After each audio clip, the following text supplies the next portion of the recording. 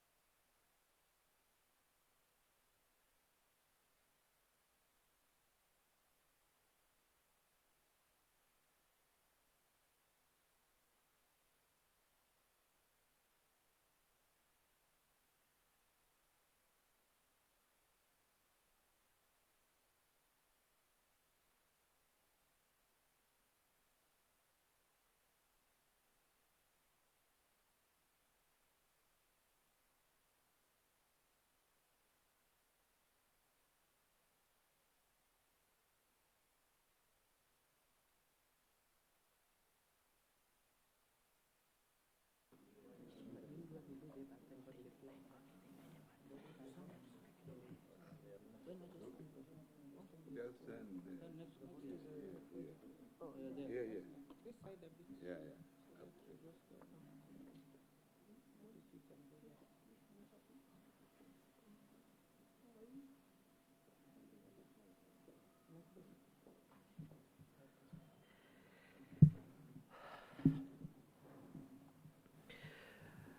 Good evening, ladies and gentlemen, and fellow Kenyans. Thank you for turning up for this briefing, which we promised to be doing every day until the matter before us is concluded.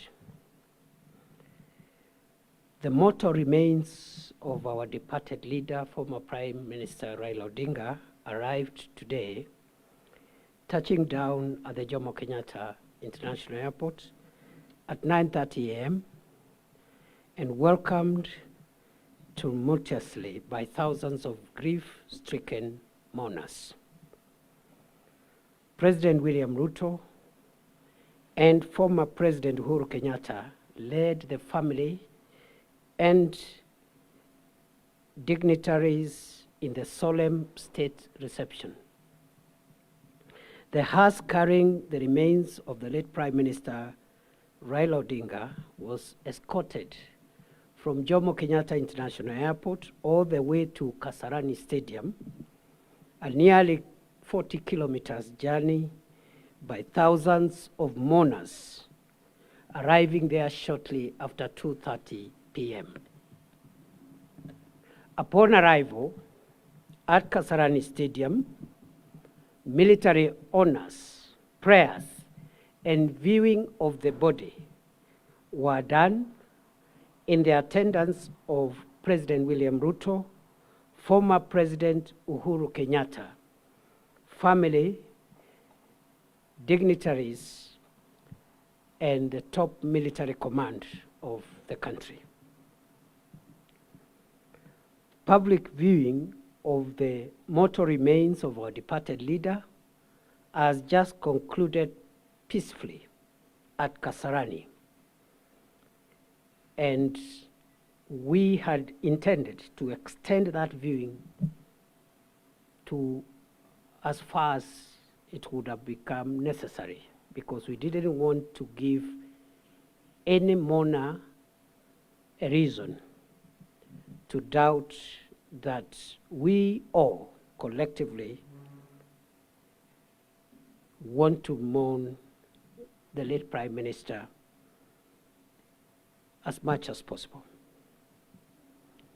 The National Committee on the state funeral of the late Prime Minister Raila Odinga is grateful to the thousands of mourners who continue to mourn him in dignity, and requests for calm and order as the mourning period gets into the second day tomorrow. Tomorrow, there will be a state funeral service at Nyayo Stadium beginning 9 a.m. Guests are required to be settled by 8 a.m. This 2-hour state event will comprise of military honors, a church sermon from the Anglican Church of Kenya, eulogy by family and designated condolences, and or speeches from the leadership of Kenya and foreign heads of state and government. We have received confirmation of attendance of a fairly significant number of foreign heads of delegations at the highest level, and we have also received formal condolences from many heads of state and government from East Africa, from Africa, and from other continents around the world. There will be a public viewing of the remains of the late Prime Minister Raila Odinga after that state event. And therefore, those who want to continue mourning our departed leader have no cause to worry. There will be another opportunity, and we will stretch that opportunity from around 12 o'clock noon to as far as possible to give the highest number of mourners an opportunity to mourn and pay their last respects to their departed leader. The next briefing will be done tomorrow, Friday 17th of October 2025 at 6:30 p.m. here. And as Kenyans are aware, the government has declared tomorrow a public holiday to allow Kenyans to mourn the late Prime Minister Raila Odinga more conveniently. We have the apologies of the co-chairman of the National Funeral Committee, National State Funeral Committee of the late Raila Odinga, Senator Dr. Oburu Oginga, who is away in Siaya, but is represented by his sister, Dr. Wenwa Akinyi Oginga, who is here, together with the other family members here, whom I announced yesterday. That is all for now. We thank you and wish you a good night, and see you tomorrow at Nyayo Stadium. We continue condoling with the family and associates, friends and community, and the entire fraternity of Kenyans and international friends who knew the late Prime Minister, and continue to pray that his soul may rest in eternal peace. Thank you very much and have a good evening. Thank you. Thank you, bro. See you tomorrow. Did we pray for you? Thank you. You've done very well. You need a lot of prayer. You've done very well.